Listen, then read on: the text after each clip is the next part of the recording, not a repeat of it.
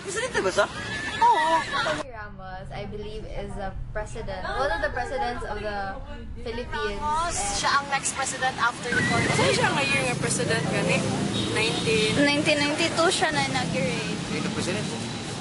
Was he re-elected? No. Wala. No. One term ulit. Si Erap, no?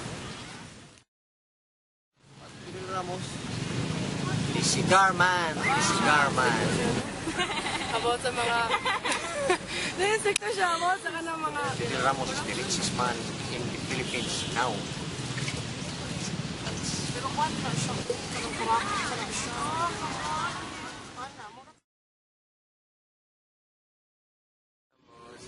I think Fidel Ramos. First thing, I like Fidel Ramos. I have nothing to say about his during his time as president. We seldom or I have not heard corruption under his administration. No, not like Iraq, not like. And I also knew that he had many contributions to the country, and he was a good president.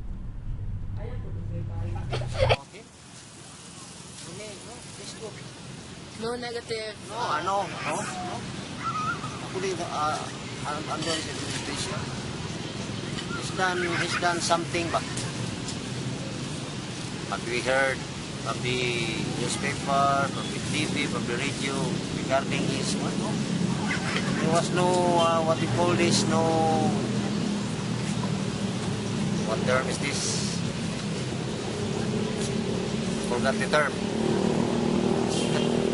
Sa Bisaya pa, wag kasulti mga tao niya. Why Bisaya. utang mo Bisaya pa.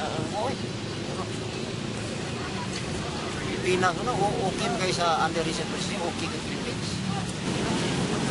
He's good. As president.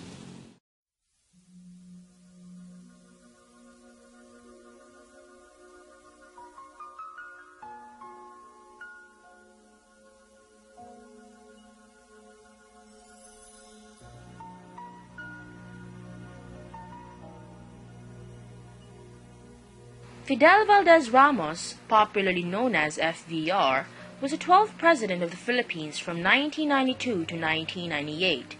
During his 6 years in office, Ramos was widely credited and admired by many for revitalizing and renewing international confidence in the Philippine economy. Today, we will be digging into the details of his life and presidency. Today, we will learn his story. Fidel V. Ramos was born on March 18, 1928 in Lingayen, Pangasinan. His father, Narciso Ramos, was a lawyer, journalist, and 5-term legislator of the House of Representatives who eventually rose to the position of Secretary of Foreign Affairs. As such, Narciso Ramos was the Philippine signatory to the ASEAN Declaration forged in Bangkok in 1967 and was one of the founding fathers of the Liberal Party. His mother, Angela Valdez Ramos, was an educator, woman suffragette, and daughter of the respected Valdez clan of Batac, Ilocos Norte, making him a second-degree cousin to Ferdinand Marcos. At the age of 26, Ramos married Amelita Martinez on October 21, 1954, and they had 5 daughters: Angelita Ramos Jones, Josephine Ramos Samartino, Caroline Ramos Sembrano, Cristina Ramos Halasco, and Gloria Ramos. Ramos received secondary education at the Centro Escolar University in Manila. Afterwards, he went to America and he graduated from the United States Military Academy and the University of Illinois with a master's degree in civil engineering. He also holds a master's degree in National Security Administration from the National Defense College of the Philippines and a master's degree in Business Administration from the Ateneo de Manila University. In his military career, Ramos rose from 2nd Lieutenant Infantry Platoon Leader in the Philippine Expeditionary Force to Korea in 1952 during the Korean War to Chief of Staff of the Philippine Civil Action Group to Vietnam from 1966 to 1968. He is instrumental in founding the Philippine Army Special Forces, an elite paratroop unit skilled in community development as well as fighting communist insurgents. He, along with the Philippines' 20th Battalion Combat Team and his fellow West Point graduates of the 1950s, fought in the Korean War.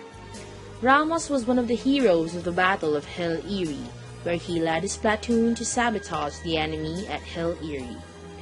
He was also present in the Vietnam War as a non-combat civil military engineer. Ramos has received several military awards, including the Philippine Legion of Honor, the Gold Cross, Philippine Military Merit Medal, the United States Legion of Merit, the French Legion of Honor, and the U.S. Military Academy Distinguished Award. He served the Marcos regime for more than 20 years. He was head of the Philippine Constabulary, the country's national police force, and was one of Marcos's trusted advisors. He was a member of the infamous Rolex 12, an elite group of conspirators loyal to Marcos himself. When it became apparent that Marcos rigged the 1986 snap presidential elections, Ramos, together with Marcos's defense minister Juan Ponce Enrile, changed allegiance and sided with opposition leader Corazon Aquino. This marked the beginning of the People Power Revolution, and their move became the living symbol of military defiance against Marcos. The military followed his lead and swung the pendulum in Aquino's favor. After Aquino assumed presidency, she appointed Ramos as Chief of Staff of the Armed Forces of the Philippines, and later, Secretary of the National Defense. During this time, Ramos personally handled the military operations that crushed 7 coup attempts against the Aquino government. After the coup, the National Unification Commission was created, and its chairman Heidi Yora, together with Ramos, recommended to President Aquino the granting of amnesty to the rebel military officers of the Reform the Armed Forces movement, led by Colonel Gregorio Gringo Honasan. After the amnesty was accepted, Ramos ordered the rebel soldiers to make 50 push-ups as punishment. In December 1991, Ramos declared his candidacy for president. He, however, lost the nomination of the dominant party, Laban ng Demokratikong Pilipino or LDP, to House Speaker Ramon Mitra Jr. Days later, he bolted LDP and founded the Partido Lakas ng Tao or People Power Party, inviting Cebu Governor Emilio Mario Osmeña as his vice president. The party formed a coalition with the National Union of Christian Democrats of Congressman Jose de Venecia and the United Muslim Democrats of the Philippines of Simeon Datu Manung. Ramos and Osmeña campaigned for economic reforms and improved national security and unity. He was nicknamed as Steady Eddie as he campaigned well and gained a steady popularity during the campaign with popular support from President Aquino. He won the 7-day race on May 11, 1992, narrowly defeating populist Agrarian Reform Secretary Miriam Defensor Santiago. Despite winning, he garnered only 23.58% of the vote, the lowest plurality in the country's history. The election results were marred by allegations of fraud, though cheating on a large scale has not been proven. However, his running mate, Governor Osmeña, lost to Senator Joseph Estrada as vice president. At the time of his assumption into power, Ramos was the oldest person to become president of the Philippines at the age of 64. He is also the first Protestant president of the country. The first few years of his administration, from 1992 to 1995, were characterized by economic boom, technological development, political stability, and efficient delivery of basic needs to the people. During this time, he advocated party platforms as outlined an agenda of governance.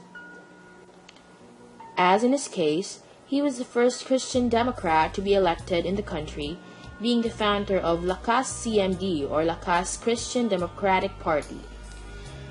He was one of the most influential leaders and the unofficial spokesman of liberal democracy in Asia. The following are some of the laws and programs that have been implemented during his administration. Republic Act 7638, Charter of the Department of Energy. This act was signed and implemented so that the Department of Energy would be created.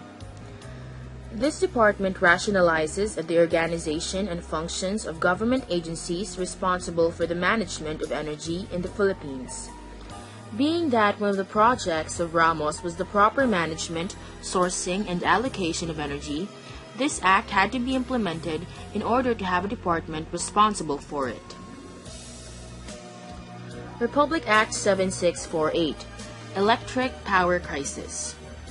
This act prescribes the measures that are necessary and proper to effectively address the electric power crisis in our country. Republic Act 7832, Anti-Electricity and Electric Transmission Lines or Materials Pilferage Act. This act penalizes theft and pilferage of electric lines and materials. Republic Act 8179. This act further allows foreign investments. It supports Republic Act 7042, which promotes foreign investments and prescribes the procedures and actions foreign investors have to do when registering for a business in the Philippines. Protection of migrant workers.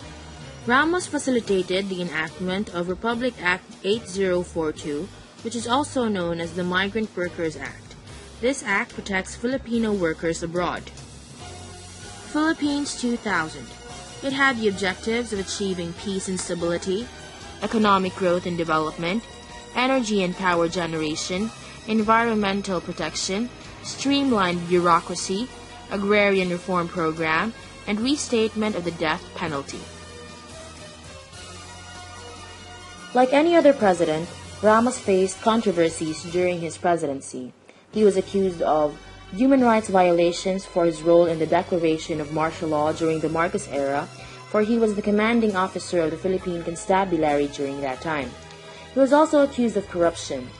The PEA Amari Manila Bay Reclamation Deal, the conversion of the military base in Fort Bonifacio for private development, the Centennial Expo project, and the Benpres North Luzon Expressway had been tainted with alleged corruption.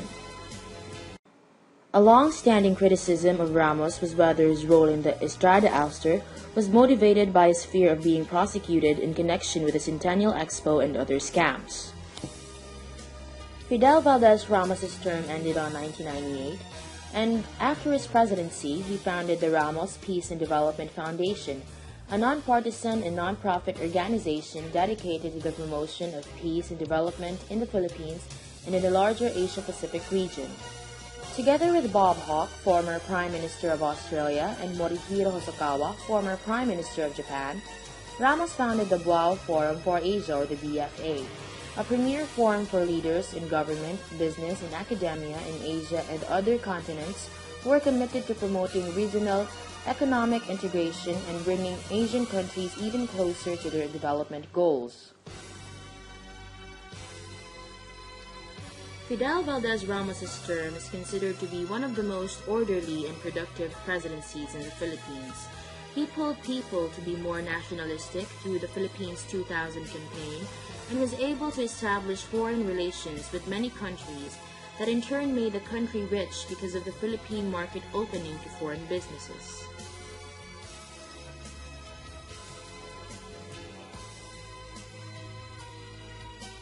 I hope this video has been helpful to you in learning about the 12th President of the Philippines, Fidel Valdez Ramos.